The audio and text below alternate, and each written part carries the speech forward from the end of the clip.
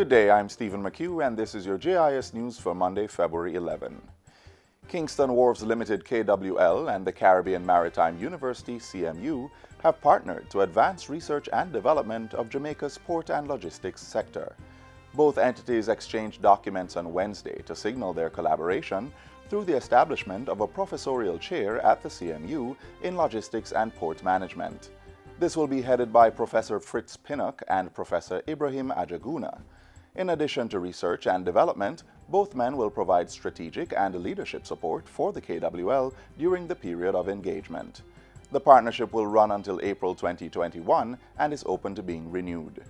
Education Minister Senator Ruel Reid, who witnessed the exchange of documents, says he expects the partnership to drive growth and development. As Jamaica therefore positions itself to become a major logistics and transshipment hub, to increase the volume of business that passes through our ports annually.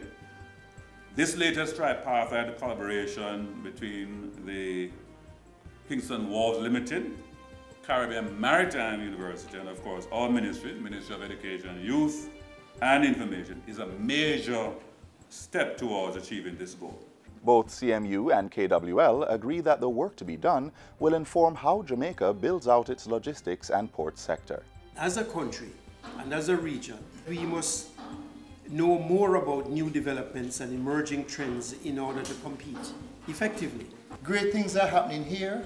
We want to show the best practices, and we're going to put this in the forefront of major, industry, major industry outlets and so on, plus top journals. It's about telling that story.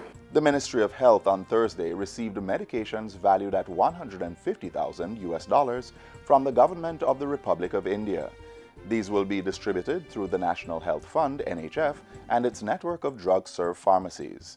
Health Minister Dr. Christopher Tufton says the medications will bolster the existing stock in the fight against non-communicable diseases. The medication received will assist hundreds of persons who access the public health services and who suffer from one or more ailments, including ailments such as cancer, hypertension, and diabetes. The minister says the donation of medications is among other areas of working relations between Jamaica and India.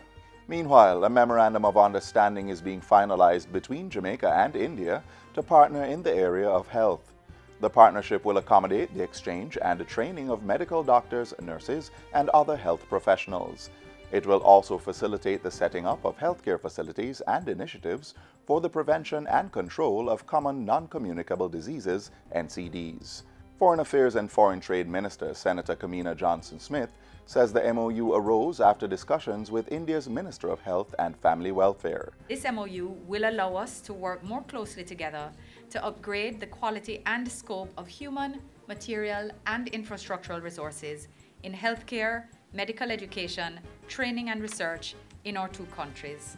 Indian High Commissioner to Jamaica, His Excellency Sevala Naik, says his government hopes to continue more partnerships. As a part of our bilateral relations in cementing further with a small token of gift from India, we felt that it will be useful for the general society in Jamaica, and hope so in continuing this tradition probably will help in other sectors. An additional 18 public bodies are to be merged, reintegrated into parent ministries, or closed by September this year. This is being done under the Public Sector Transformation Program.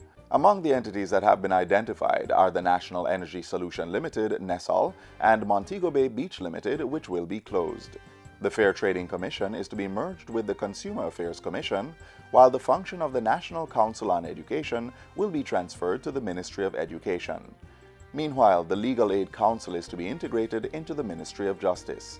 Finance and Public Service Minister Dr. Nigel Clark made the announcement during a program update on Thursday. Under the rationalization of public bodies, we are seeking to reduce the number of public bodies through merging entities that are similar in function, closing entities that have outlived their useful lives, divesting entities, and very importantly, integrating entities back into the parent ministry, where it is no longer necessary to have a separate body and set up by statute in law to perform the function. So importantly, the function doesn't go, but the way in which the function is delivered changes.